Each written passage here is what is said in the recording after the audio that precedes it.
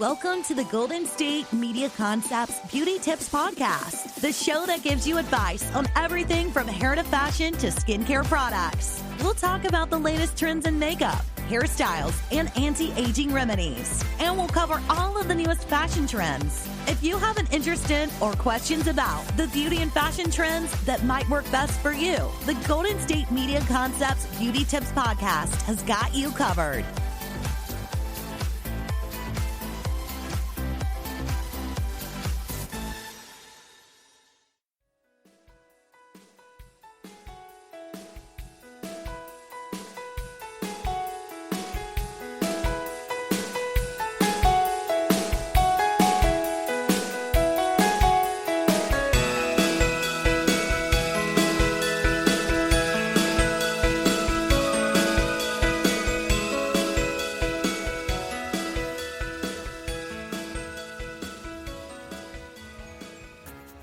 Welcome back, everybody, to the GSMC Beauty Tips Podcast, brought to you by the GSMC Podcast Network. I am your host, Jaden, and thank you so much for listening to episode 101. Last episode, we had a grand old time with episode 100, celebrated a few things, played a couple games. It was a fun old time, so make sure you guys go ahead and listen to that. In today's episode, what I want to go through with you today is the looks from RuPaul's Drag Race US Season 13, Episode 12. And that's going to be the Nice Girls Roast. And then after that, I want to go over some makeup dupes with you guys. A dupe is a cheaper alternative to a product. For example, the Laura Mercier setting powder, $39. A dupe for that, Coty Airspun, $6. We'll get into it. Then after that, I want to go through a list of beauty hacks that I found. And I want to talk about them because some of them are good and some of them are downright garbage. So I want to talk about them. Then I want to go through some fashion trends from 2019. Because when I was researching fashion trends from certain years, 2019 stood out to me. So again, we're going to talk about it. Make sure you guys stay tuned till the end because that's where it gets exciting. So first, starting off with Drag Race US Season 13, Episode 12. We have 6 queens left. We have Rosé, Gottmik, Candy Muse, Olivia Lux, Utica Queen, and Simone. This episode was the roast, like I said, and so there wasn't necessarily a runway category for them to, match their outfit to. Instead, it was just they wear whatever to this roast, and that's kind of the outfit that they get judged in, even though the premise of this challenge wasn't necessarily for their outfit. It was more so for the roast, obviously, right? However, I like talking about the fashion anyways. Some of their outfits are really good. Actually, looking at them, pretty much all of them are. So let's get into it. Starting off with Miss Candy Muse. This outfit, I am obsessed with. I think the reason why I like it so much is because I can definitely see myself wearing this exact outfit. Going from her toes to the top of her head, we have a simple black heel, maybe 2-3-inch heel. Nothing crazy. It's not a 7-inch stiletto or whatever, right? And the dress, I feel like I do have a dress like this, but in a different color. So hers is black. It has a bunch of rhinestones all over it. And kind of in the front, the lower hip, from the hips down, is the rhinestones are a lot more dense. So they're placed a lot closer together. But then as you go up towards the top of the outfit, towards her neckline, they kind of dissipate a little bit. So it's a good woo kind of effect, right? That kind of funnels from dense to less dense. You feel me? I really like this outfit because Candy Muse is definitely showing a whole lot of leg, which I absolutely have time for. When I first saw this outfit on the runway, I was gagged because I was not expecting to see Candy Muse's waist so cinched in. Oh my God. it's insane. Like, even looking at these photos, it's crazy. And I feel like I don't know, like, what it was, but it did kind of just look a little off. Like, it was almost too cinched in. But I don't think that was necessarily, like, the problem. I think that the waist cincher or the corset, whatever she's wearing, is too tight just in the middle and not tight enough everywhere else. So everywhere else, like, on her waist, it's very, like, out. But then in her waist, where it's cinched in the tightest, it's almost like a sharp, like, cut, as opposed to, like, a nice, like, curve into the hourglass shape and then the curve back out. It's very much like, I don't even know how to verbally explain this. I think you know what I mean. If you've seen the outfit, this is easy to understand. And I will definitely post probably a photo of this on the GSMC Instagram. Follow us at GSMC_beauty on Instagram and also on Twitter. We post content every single day. Anyways, going back to this outfit, it's a simple formal type gown, and the accessories that she's wearing, they're not crazy. She has one ring and a bracelet on each hand, which I think is fine. She's wearing a diamond. I use the word diamond loosely because personally for me, they would not be real. I would not be wearing real diamonds. And it looks like earrings maybe. I can't really tell. I think this is a good example of accessorizing for like something formal, because the outfit that she's wearing is still very classy and sophisticated, but it's not like crazy and like over the top. Same with like her makeup and her hair, like very sophisticated, very precise, very clean. I think at one point in the episode, Candy Muse said something like, oh, like, y'all are going to see me as a woman today. And she was not kidding. She looks so fishy, just the definition of a female impersonator. 10 out of 10. Next, we are going to talk about Miss Gottmik. Now, initially going into this challenge, I was a little nervous for Gottmik because I wasn't sure if she was going to do well in this kind of challenge, only because I've kind of seen Gottmik as more of like a fashion queen, and I'm pretty sure like a lot of people did, but she did really good going into the roads. Like, it was really funny. I was laughing most of the time. It was great. This outfit I kind of have mixed emotions about. I really like the outfit itself, and the makeup is okay, but the hair is where she kind of loses me.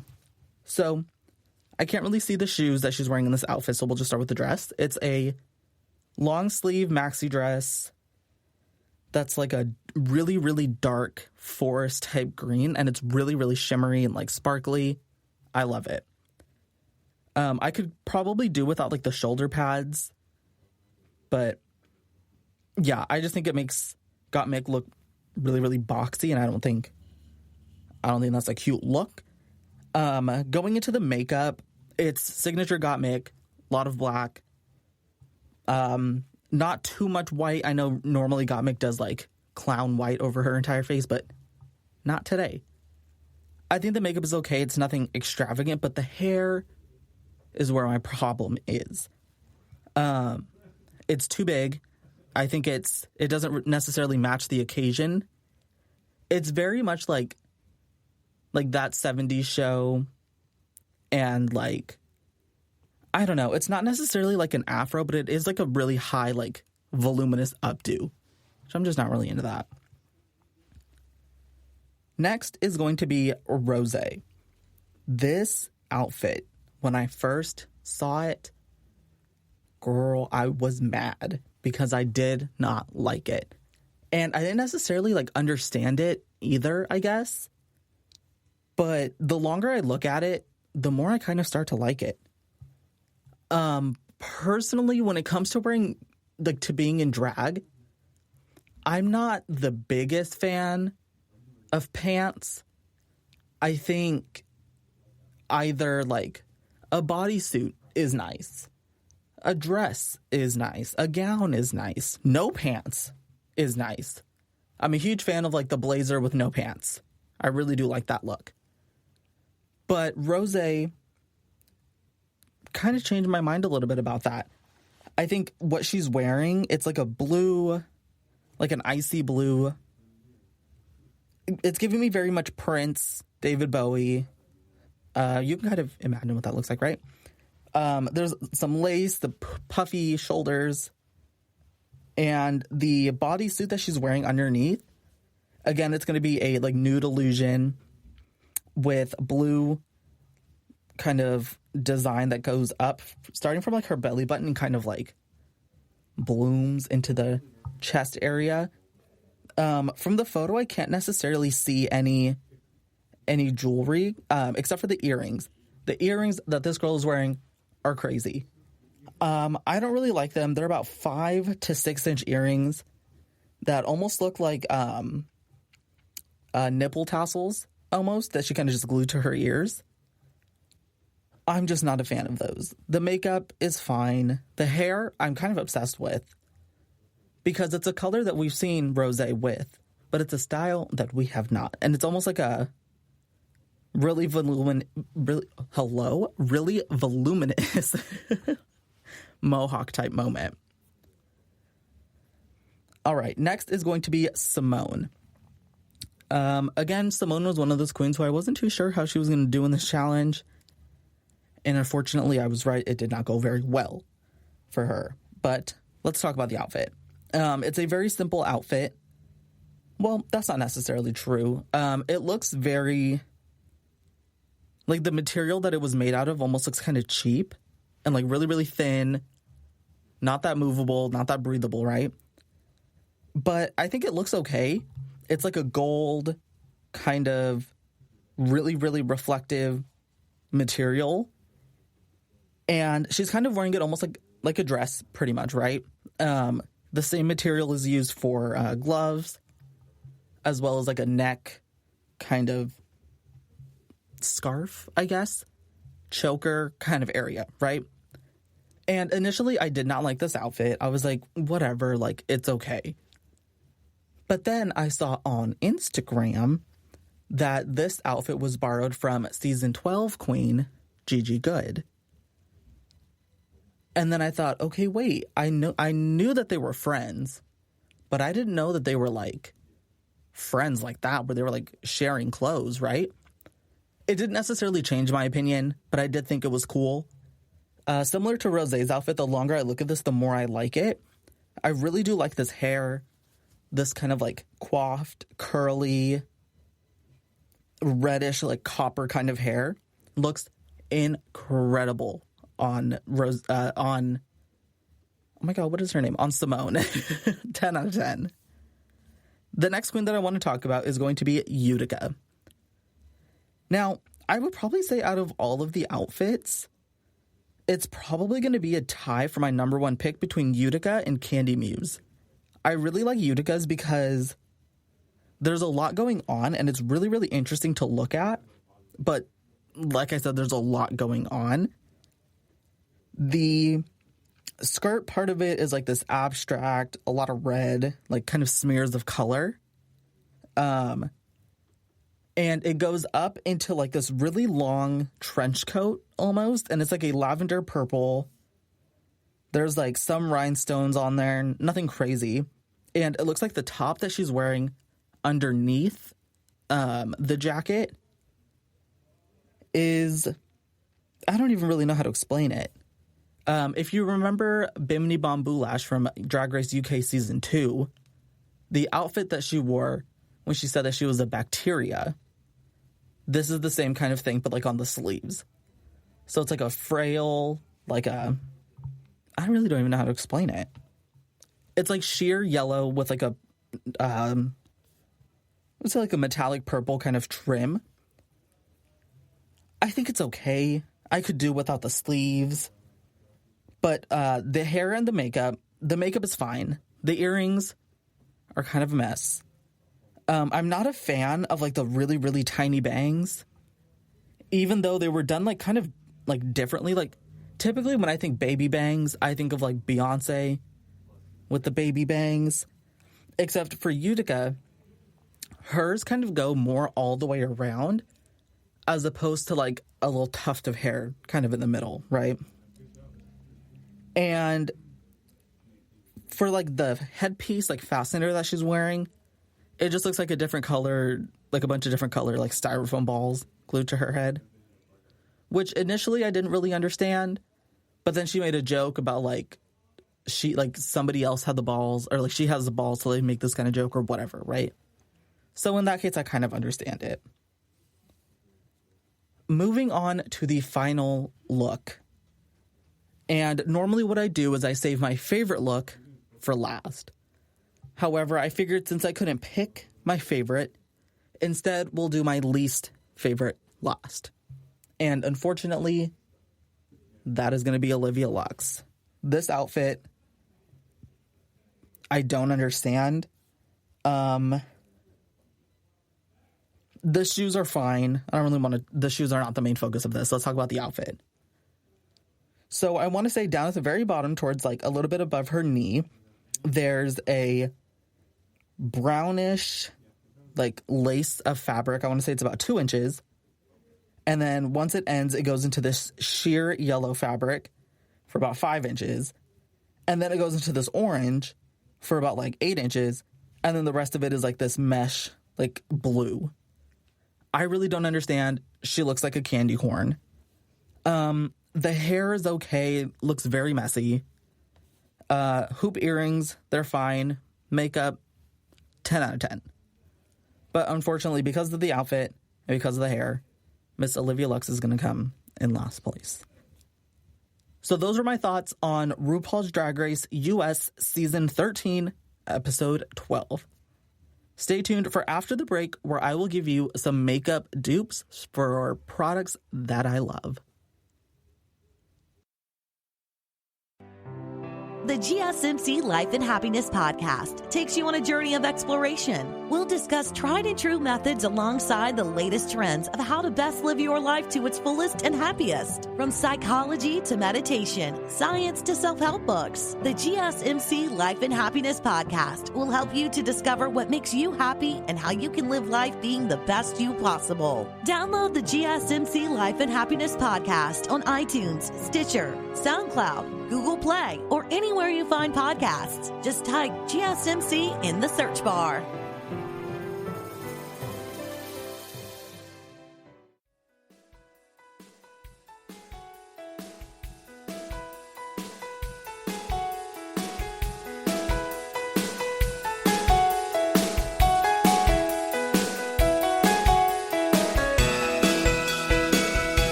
Welcome back, everybody. Thank you so much for staying tuned.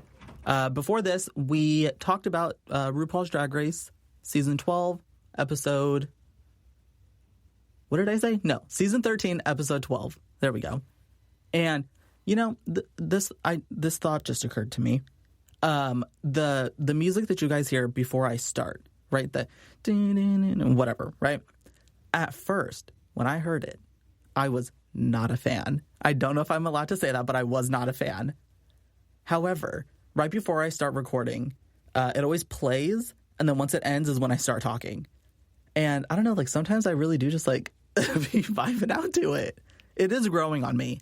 Let me know what you guys think of the intro music and the transition music. I think it's growing on me. But yeah, I'm interested to know what you guys think, because like I said before, I really was not a fan, but it is growing on me. Okay, let's get into some makeup dupes. Like I said in the beginning, a dupe is a cheaper alternative of a certain product that performs at either the same standard or like exceeds your standards of whatever, right? I think the example that I gave earlier was the Laura Mercier translucent setting powder for $39.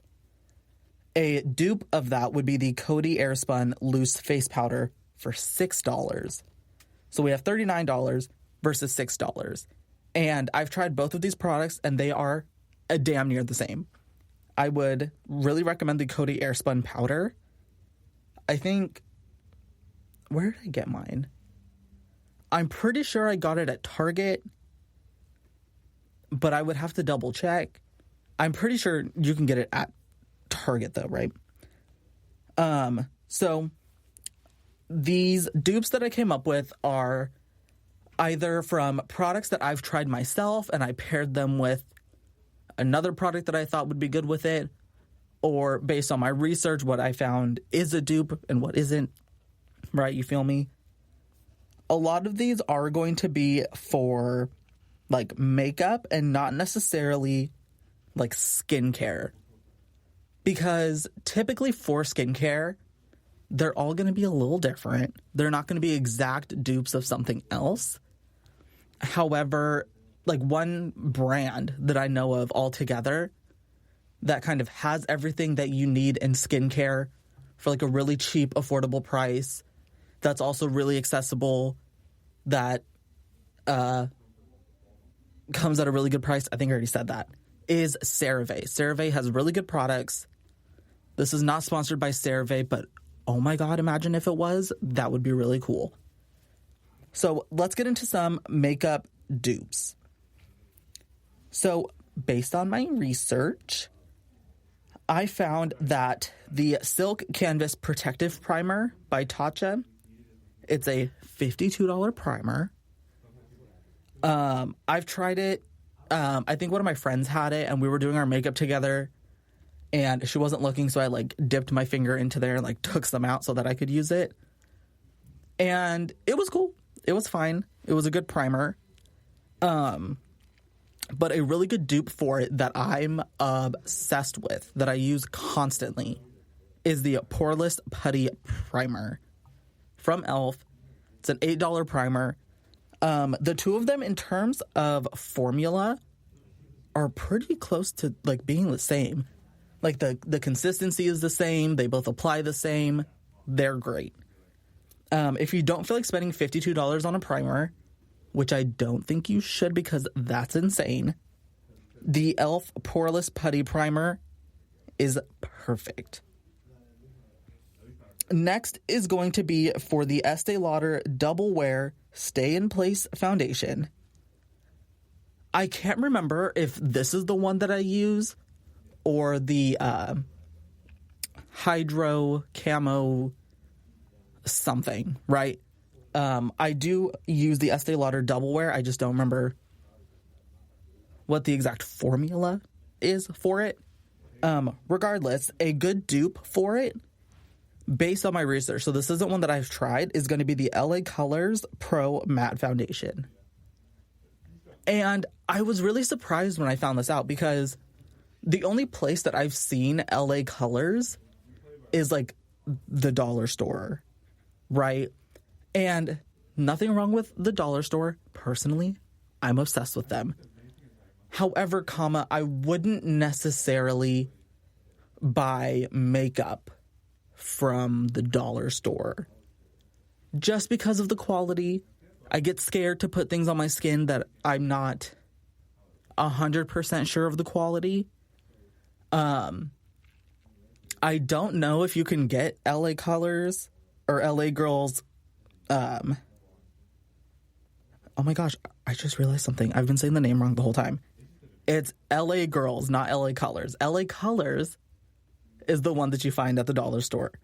LA Girl Pro Matte Foundation, something else. Okay, I understand now. Okay, that was really funny. So the LA Girls Foundation goes for $9 as opposed to the $42 for the Estee Lauder Double Wear Foundation. And based on the reviews, the products were very similar. They both performed the same way. What I am curious about for the LA Girls foundation is the way that it reacts to a setting powder. So I know that for the Estee Lauder one, usually whenever I wear it, I kind of have to set it with a setting powder, or else it just stays like wet the entire time and it just will not like dry down and go matte. And I'm curious to find out if LA Girls is kind of similar, because for the Estee Lauder one, like it looks really like textured and like gross before setting powder. right? So then once you put setting powder on and your entire face is matte, then like you get that really airbrushed kind of texture. So I'm curious if LA Girls does something similar. All right, so the next dupe is going to be for the Fenty Beauty Hydrating Primer. This is a product that I have not tried. However, the dupe of it, which I have tried, is the ColourPop Pretty Hydrating Primer. And so ColourPop, let me just say, ColourPop is up there with like e.l.f., right? Because e.l.f. is cheap, accessible, good quality makeup. And ColourPop is the same way, except their products are a lot more like vibrant, whether it's in terms of the packaging or the actual products themselves. I like using e.l.f. for like makeup, like tools, like brushes, tweezers, eyelash curlers, things like that. Or like simple things like clear lip gloss, eyebrow pencil, whatever, right? And ColourPop is really good if you want really good, really pigmented eyeshadow. And also primer, because this primer is great. I really like it because even though it is a hydrating primer, I still find that my face it doesn't get super duper oily. And I think for $6, like, you cannot go wrong with this. If you have dry skin, because it's hydrating, I would say this is still good. I would still moisturize first, right? So you do your entire skincare, then you moisturize, and then you put your primer on, and then you go about doing your makeup, right? The ColourPop Pretty Hydrating Primer is great. And at $6, girl, who could beat that, right? It's a great product. Next is going to be for the Tarte Shape Tape Concealer. This is my go-to concealer. I love it so much. If there was one product, like, how do I want to say this? Okay, if I had to get rid of my foundation or my concealer, I would completely get rid of my foundation and just use concealer. This concealer is so full coverage. It is so buildable. It is the perfect match for my skin, shade-wise, and even, like, the type of skin that I have. So since I have oily skin, it's really good for my oily skin. I love it. And it works even better with the setting powder. Oh, I'm obsessed. So there's actually two really good dupes for the Tarte Shape Tape Concealer. The first one is going to be the Maybelline Instant Age Rewind, which is like the applicator is like a sponge on the end. So instead of like pulling out a wand, you take off the plastic cap and it's like a sponge. So then you put the sponge directly onto like wherever you're putting the concealer. I really like this one because it is so cheap and you can literally find it anywhere. If you know, like, anywhere that Maybelline is sold, they're probably going to have this concealer. They might not necessarily have it in your shade, but they will have the concealer. So the Tarte Shape Tape Concealer is $27. The Maybelline Instant Age Rewind is going to be $10. So the other dupe that I was talking about for this is going to be the e.l.f. Camo Concealer, the 16-hour Camo Concealer. The applicator is pretty much the same, except I think the e.l.f. one is a little bit bigger, so then it pulls out more product. But regardless, whenever I'm using something that has a wand, I always pull it out and then I like wipe off the tip, because typically it'll be like a slant, right? So then I'll wipe it off a little bit and then I'll go put it on. But the e.l.f. 16-hour Camo Concealer is incredible. I can't remember how much it is off the top of my head, but it's going to be around the same price point as the Maybelline Instant Age Rewind. So it's going to be like around $10, right? Another concealer dupe for you, for the NARS Radiant Creamy Concealer, which is going to be $30. I personally have not tried the NARS concealer. I haven't tried any of NARS's products only because I'm broke. And those products are hella expensive. So I'm a bigger fan of the dupes for really expensive products like the NARS one. So a good dupe, and one that I've tried, is the Maybelline Fit Me Concealer. I love this concealer so much because the applicator on the wand is so freaking tiny that it's perfect for when I want to put concealer in like my inner corner of my eyes, or like just certain points, and I just want to do like little touch-ups. It's a really good for like putting on like an eyeshadow base if you don't have eyeshadow primer. It's great. So like I said, the NARS Radiant Creamy Concealer is going to be $30, while the Maybelline Fit Me Concealer is going to be $6.50. The next dupe is going to be for the House of Lashes glue. The House of Lashes glue is a $20 glue. And it is not a glue that I have tried. And I'm sure that I am not the only one when I say this. I have always used Duo lash glue. I don't plan on using anything else. I can't imagine why anybody would spend $20 on lash glue when there is a better, cheaper alternative. So the Duo lash glue is going to be $6. And in terms of like amount of product that you get between the two, you're going to get the same amount. So would you rather pay $20 or would you rather pay $6? Personally, I would rather pay $6, right? I really like the Duo lash glue because like it's not going anywhere. Like you really do have to like try to take off those lashes, right? They're not just going to pop off. And they're not just going to like slip and slide all over your face. And it dries clear, which I'm obsessed with. One thing that I really like about the Duo lash glue, and I'm not sure if House of Lashes is like this too, but the Duo lash glue has two different types of applicators. One of them is going to be a brush, which I haven't used, but I have. But I haven't used it. When I say I have, I mean like I own the product. I just haven't used it yet. And the other one is going to be like imagine just like a teeny tiny tube of toothpaste.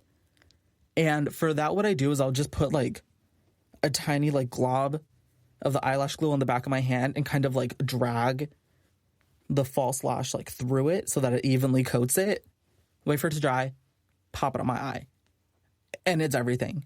I really do think that the brush applicator is going to be a lot easier because I probably wouldn't be wasting as much glue. You know what I mean? So those were all of the makeup dupes that I have for you guys today.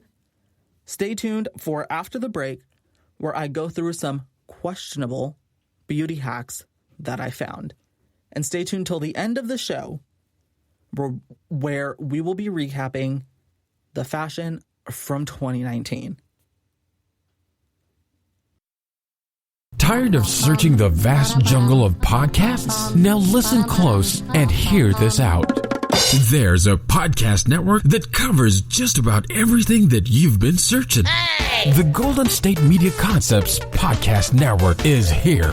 Nothing less than a podcast bliss with endless hours of podcast coverage. From news, sports, music, fashion, cooking, entertainment, fantasy, football, and so much more. So stop lurking around and go straight out to the Golden State Media Concepts Podcast Network. Guaranteed to fill that podcast itch. Whatever it may be. Visit us at www.gsmcpodcast.com. Follow us on Facebook and Twitter, and download us on iTunes, SoundCloud, and Google Play.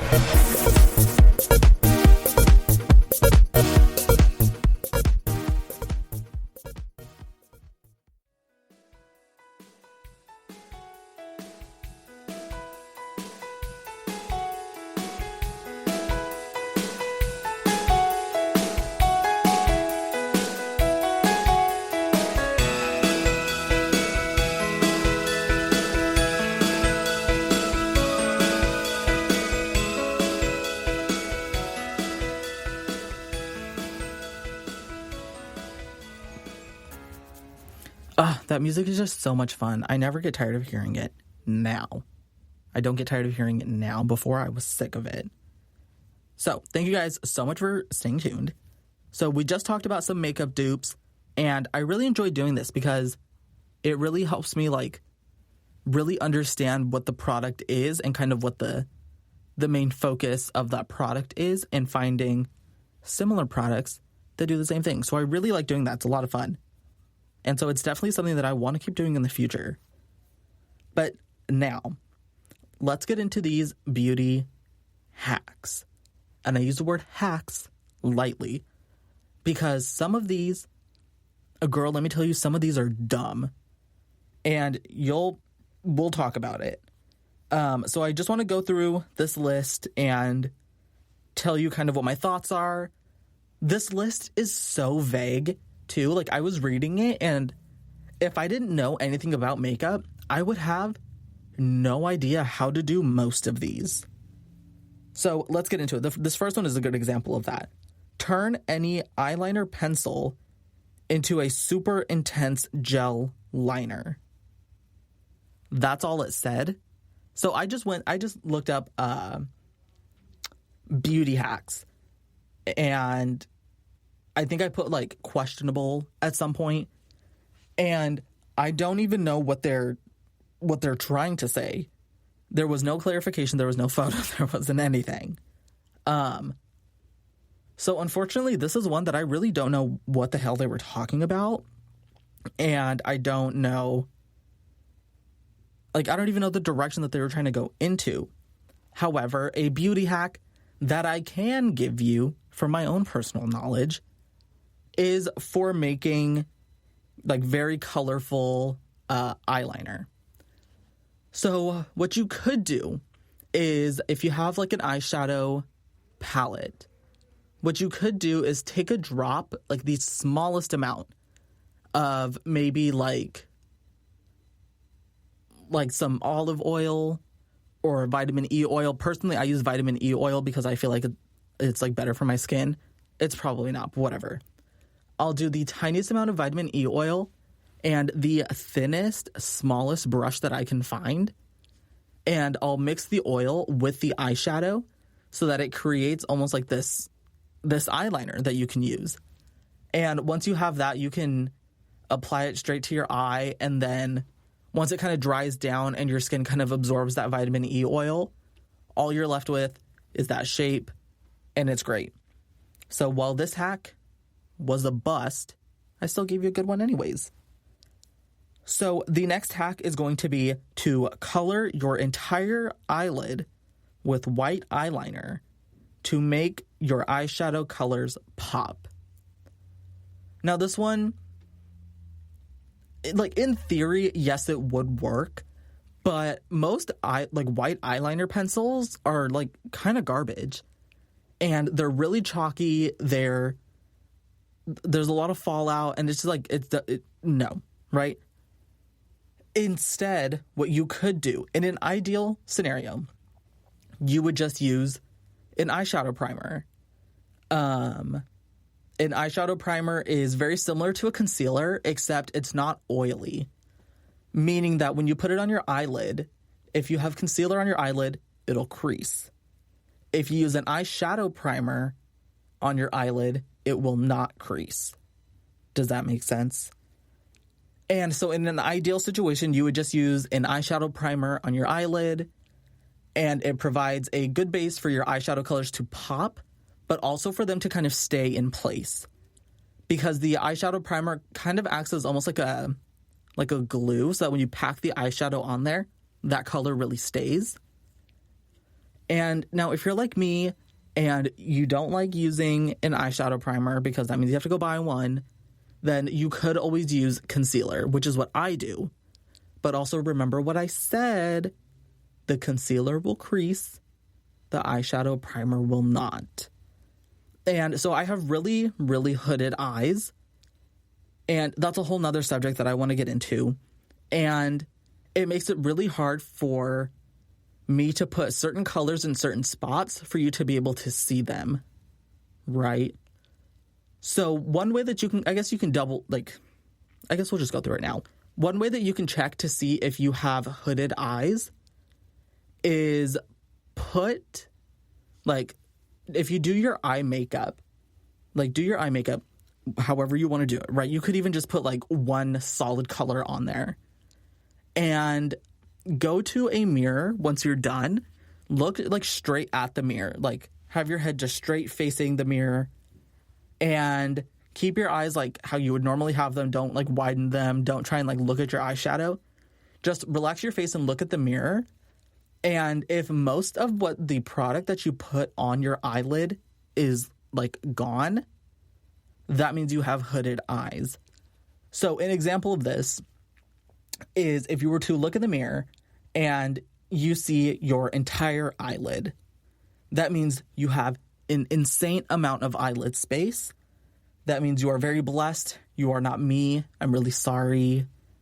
But you have so much more lid space to do whatever design you want, because when you just look straight forward at somebody, you can see your entire eye, your entire eyelid, meaning. But if you're like me and you have really hooded eyes, when I look in the mirror and I relax my face and everything, the only part of like my eyelid that I can really see is kind of like my upper like lash line, right? So if I had any eyeshadow, you wouldn't be able to see the eyeshadow. You would only be able to see the eyeliner that I put on. It's not until I either look down or like tilt my head up and look down that you're able to see the full thing that I have going on, right? So that was a crash course on hooded eyes. Going back to the hack, white eyeliner to make your eyeshadow pop. I wouldn't necessarily use white eyeliner only because I feel like it's not the right texture. It's not the right consistency for that. I feel like if you don't have concealer and you don't have eyeshadow primer, then you're better off just like using your foundation. And if you don't have foundation and you just want to wear some colorful eyeshadow, then just do that. Don't put a base on there or anything. And I think that should honestly be fine.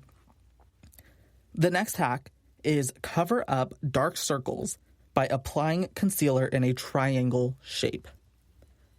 Now you may be asking yourself, Jaden, why is this on the list? Like, this is a really good hack. It was a good hack, maybe about like 5 or 6 years ago. If you remember, when people would do their makeup, they would... Okay, so we'll start in the nose. So they'll put a single line of really like light concealer down their nose, and they'll kind of do like this pitchfork on their forehead.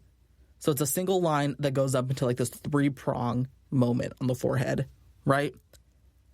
And then underneath the eyes, what they would do is from their inner corner, pretty much down to like the apples of their cheek, they would go down, and then they would go up towards their temples. And everything in between that would get filled with concealer. So it's like triangles under your eyes, right? I'm not sure why this was so popular or like who decided like this was the way to go. But nowadays, that is not what you want to do. Because if you think about it, if you're putting the highlighting portion of your face like down to a point, it's going to look like your face is being dragged down. And then it's going to make you look older, wrinkly, and like, right? It's going to make your face look a little droopy. And that's the reason why I think this hack is dumb, because you don't want to do that. What you want to do instead is just right in your inner corner, just put like, almost put like a comma, you know, like when you're writing a comma, put that just right in your inner corner. That like, yeah, that's a good way to explain it. You just put a tiny little comma and you don't go too far down. You don't put too much. And then if you have really, really dark circles, you could put like a single dot right on your under eye area just for a little bit of coverage.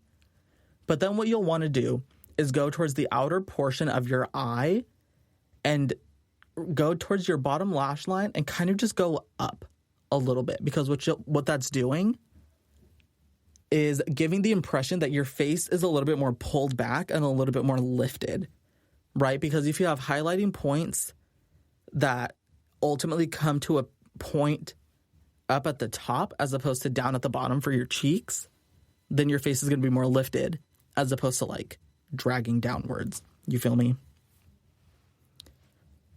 The next hack: to avoid getting lipstick on your teeth, stick your finger in your mouth and pull it out. Your finger will get the excess product and not your teeth. There's nothing wrong with this hack. I think it's a good hack. Another thing that you could do, which is one that I personally like doing, is I take a Q-tip instead, because what it'll do is like really, I find that like, so I have really fat like sausage fingers. And so I feel like when I put them in my mouth and I take off my lipstick that's kind of in that like inner lip area, that it takes off too much lipstick. And that I'm kind of left with like I refer to it as like the butthole of the lips, because like if you pucker your lips, I'm doing it and explaining it at the same time. So if you pucker your lips, you'll kind of notice that like the inside of your lip kind of comes out a little bit. So it's not just your full lip, it's your outer lip as well as a little bit of your inner lip. You feel me? And I refer to that inner lip part that shows as the butthole of the lips. And the reason why you get lipstick on your teeth is because your butthole lips have lipstick on them. And if you use your finger, I find that it'll take too much of the inner lipstick off. But using a Q-tip leaves just the right amount. And because of the cotton swab part of the Q-tip, it really does like get it off in like one, like, you feel me? And with my finger, I find that it kind of just smudges it a little bit. Like I kind of have to do it like a few times to like really get it like clean in the middle too, right? So the hack: use your finger. If you don't want to use your finger, use a Q-tip. That's what I do. The next hack is to get rid of split ends by twisting locks of hair and snipping the ones you see sticking out. So I have short hair out of drag, right? I have really short hair. And I don't think I have any split ends. I don't think my hair is long enough to have split ends. But when I work on wigs, those also don't really have split ends because they're not like actively growing. You know what I mean?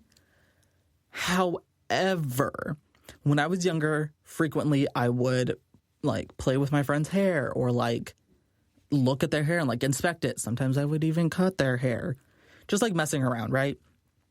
So I do have some experience with like real like human hair like growing out of somebody's head. And I only have one issue with this hack. And that is that when you cut a piece of hair, I also noticed this with like synthetic hair too. If you cut a piece of hair in a position other than where you want it to lay, then it's going to stay in the position that you cut it in. That sounds really confusing. Let me elaborate. So say you have really long hair. Let's say like, I don't know, like down to your shoulders, I guess. So you take a single strand of hair out and you notice that there's a split end. So what you do is you grab it and you kind of like pull it towards your face. So now the hair, there's a lot of tension and it's being pulled and it's going in a direction other than where it would naturally lay, right? So then you cut that strand or you cut off the split end part of it and you put it back. Well, that one strand isn't going to kind of blend with your hair. It's kind of going to stick out a little bit. And that's kind of what causes like those flyaways or like your hair looking really uneven and like really messy. And so I imagine that if you were to do that with a bunch of hair, that it would do the same thing. Like that, the hair that's right there, like you would either cut too much or you wouldn't cut enough of the split end, or you would cut them and you're pulling it too much so that it just like doesn't look right. And that just, I don't think this hack would work. However, if you have long hair and you have a bunch of split ends, try this hack and let me know how it works, because I am really curious. I remember when I was really little watching E! News with my mom. Some guy was like, I'm going to show you how to get rid of your split ends. And I was like, oh my God, I don't have split ends. I don't even know what those are. But like, tell me more, right? And so what he did is he kind of did the same method where you grab your hair and you twist it so that all of the split ends kind of like pop out a little bit. And he got a lighter, or not a lighter, but it's like a torch, like a blowtorch, and like burned the hair. And for some reason, only the split only the split ends burned, but not like the actual hair. I wouldn't recommend anybody try that. So don't try it. But if you have in the past, meaning you have already attempted that, I'm curious to know how it went. Do you still have hair? Are you still able to grow hair? I'm curious, so make sure you let me know. So those were all of the beauty hacks that I had for you guys today. Stay tuned for after the break, where I will review fashion from 2019. Do you want to be healthier, yet you just don't know what to do? All these shows telling you this and that, but nothing seems to work. Well, listen close. Golden State Media Concepts has got something great for you. The Health and Wellness Podcast, dedicated to workout trends, healthy eating habits, diet, and everything about healthy living. Join us in our banters as we help you not just live life to the fullest, but live it to the healthiest.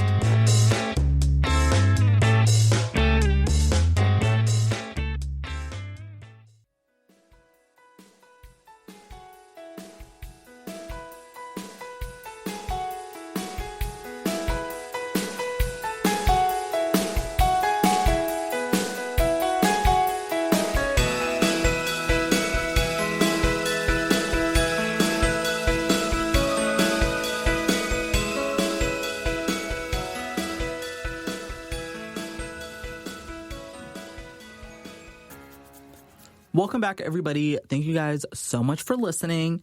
So before the break, we talked about some beauty hacks. Some of them were decent. Some of them were downright garbage. Most of them were trash. However, I still gave you guys some helpful tips that hopefully you take into your beauty routine. Make sure you remember, do as I do. Wait, no. Do as I say, not as I do. Because a lot of the tips that I do give you guys are tips like that you would do in like an ideal situation, right? However, most of the time I'm not in an ideal situation. So I kind of just do what I do. If you are curious as to like my makeup routine, my beauty routine, the process of me getting in drag, like, let me know, because I think what would be really fun is if I go on Instagram Live and we kind of go through like my entire beauty routine, like all the way from like skincare to like being in full drag. I think that would be really fun. So let me know if that's something that you guys would want to see. I think that would be really interesting and really entertaining for me, because when I get in drag, most of the time I'm bored while I'm getting in drag. It's not until at the very, very end where I'm in full drag and I'm like, ooh, oh my God, like right. And so I think that would be really fun. Now, to end the show, I want to talk about 2019. 2019 is a year that I remember well. Not really. When I think of 2019, the only thing that I really think of is pre-COVID. And that's about it. I don't remember anything that I did at age 19. However, one thing that I do remember is that the fashion trends that were going on were questionable, and a lot of them I was not a fan of, but some of them were okay. So in front of me, I have compiled a list of trends from 2019 that I want to talk about. And I have a lot of them, so let's jump right into it. So the first one is going to be beaded bags. Now, I don't know anybody who would use these. I don't think that they're very practical. I also don't think that they're cute. So imagine, okay, so you know how like when you have a fish tank and you have those like really smooth, like clear, like glass pieces. Well, most of the time they're like made out of like really hard plastic. And you can kind of find them in bulk at like the Dollar Tree section, like with all the vases and like stuff like that. Imagine a bag made of just those. So there's a lot of gaps. The entire bag is clear. It's so ugly. I cannot express how ugly it is. It also reminds me of suction cups. So if you have like a shower mat inside of your shower, like a slip mat, you know that there's like these suction cups on the bottom so that the shower mat isn't like sliding around all over the place. It looks like a bunch of tiny suction cups. It's disgusting. I can't think of a situation where I've actually seen these in person, but I do know that when I was on social media around the time, I did see a couple from some pretty famous influencers, and I have never seen it since. And I am so glad that I've never seen it, because if there is a photo that somebody posts and they have a beaded bag like this one, tag me in it, because I want to see it, because I have something to say about it, and I will probably tell that influencer. I'll do it in a nice way. I'm here to make friends, and I won't be super rude about it. Even if they don't respond, even if they're like super duper famous, I'm still going to reply, right? The next trend is going to be puffy sleeves. Personally, I am a big fan of this trend. I think these are still great. They were good in 2019 and they're good in 2021. We just saw a couple of outfits from the Drag Race episode that we talked about where somebody had these kind of puffy sleeves. It was Utica. So Utica had puffy sleeves around the wrist part of her outfit. When I say puffy sleeves, I'm talking more like on the shoulders as opposed to like further down the arm on the wrist. And imagine like 80s prom where they had like really big shoulder, like puffy shoulders and like all this madness, right? I love it. I love that kind of look so much. In the photo that I'm looking at, so in front of me, I have what the object is, and I also have a photo of the object so I can kind of use it as a reference. I don't know why I chose this outfit to go with puffy sleeves. This outfit is horrendous. If you're going to wear puffy sleeves, this is not how you do it. So the next trend from 2019 that I kind of remember seeing a lot and that I still kind of see now, but like not really so much as like a highlight of an outfit, are going to be like really big, chunky, like trainer shoes. And the example that I pulled up are the Balenciaga ones that are red, blue, black, tan, like a bunch of colors, right? And I don't hate them. I'm not like 100% obsessed with them. I personally don't own a pair, only because I feel like when I walk, like the last thing that I want are for like my shoes to feel heavy and like bulky. And just that's probably the main reason why I don't really own a pair of shoes like this. But I do think it's a cute trend. I really do like these shoes if they're done right. Like if they're paired with an outfit that looks good. An influencer that I see that commonly wears like shoes like this is James Charles. I think he posted a photo that I saw earlier today of him in shoes that were kind of similar to this. And I really liked them. I wasn't mad at it. The next trend are going to be teeny tiny sunglasses. Like I'm talking about the ones that like sit on like the very, very tip of your nose that like don't even cover your eyes. And they're just like a common design that I've seen is like the flame, where they're kind of a flame that trail like outwards and they're super duper tiny, right? I love them. The very first time that I got in drag back in, 2018, I think. Oh, that's right, because it was Halloween. The very first time that I got in drag, my drag outfit did include a pair of teeny tiny sunglasses. And, a fun fact. So after that Halloween party, I got back in my car in full drag, took off my heels so that I could drive safely, right? And I took off my teeny tiny sunglasses because it was like 1 o'clock in the morning, and I put them in the middle console of my car. That was back in 2018, and it is 2021. And they are still in my middle console. I have not taken them out. I have not worn them since. They're still in there, though. And every time I see them, I love them so much. They're so cute. The ones that I got them from Amazon. They were super cheap, and like you can tell because they feel really flimsy. But I really do like the kind of style where it's teeny tiny sunglasses. And when I think of the small sunglasses, I think like Paris Hilton. And then I think of like the early 2000s when like Paris Hilton was like just the person to watch, right?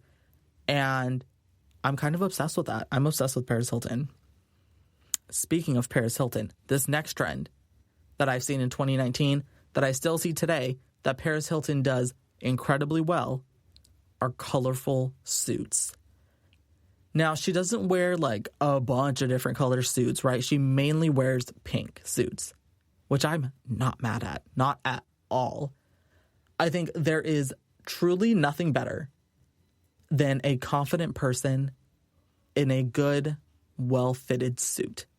It doesn't matter what the gender is, what your gender identity is, sexual preference, orientation. It does not matter. I am obsessed with them.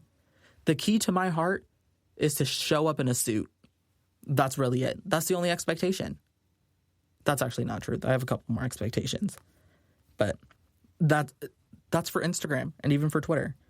Going back to colorful suits, I really like them. I think they're a good statement piece. And if you want to make a statement without being like super duper in your face, then kind of choose a color that's a little bit more muted. So like even like a nude colored suit or black, navy blue, gray, like kind of those standard colors. Those are really good to like kind of get a feel for the environment that you're wearing the suit in, right? So like an example would be if you're somebody who identifies as a female and you want to start wearing suits to work, like men's suits to work. But you're scared because you're going to work in an outfit that's not necessarily traditional for what you would be wearing, right? Do you know what I mean? So then in that situation, like I said, I would recommend kind of starting off with like a more casual suit and nothing that's super duper in your face.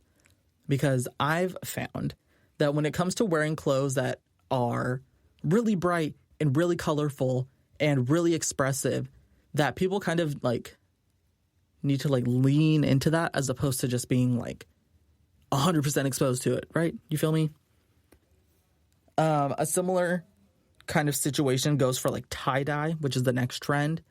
Tie-dyeing isn't necessarily a trend from 2009. I just remember like in 2019, what am I talking about?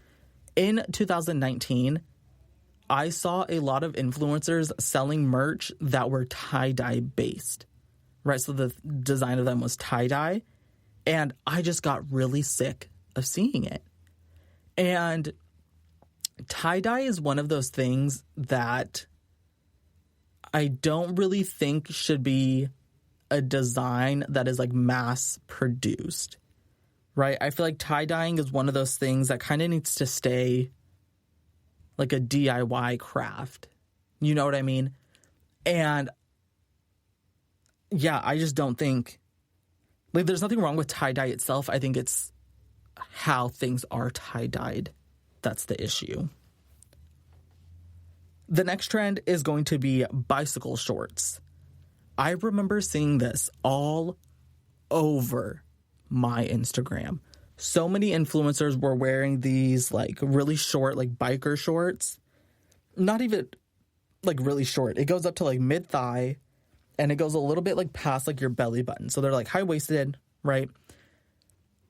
I kind of get it, but I don't really understand why like you would wear that with like a crop top or something, right? Because the photo that I'm looking at is a girl with a crop top and those biker shorts. And I really don't understand that, only because the outfit is so simple. It's almost too simple, right? However, I understand the appeal of wanting to wear like shorts that are well fitted and are comfortable and breathable, right? I totally get it. I have a pair of like 4-inch inseam shorts that are like, they're practically underwear. They're so short. And I don't think I've ever worn them out of the house except for like going to the gym.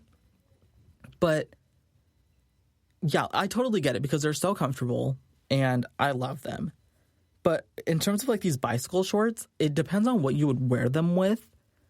I think if you just wear them like in this photo that I'm looking at with the biker shorts and a black crop top, I think you need to add something else. Maybe a jacket, maybe a handbag or something.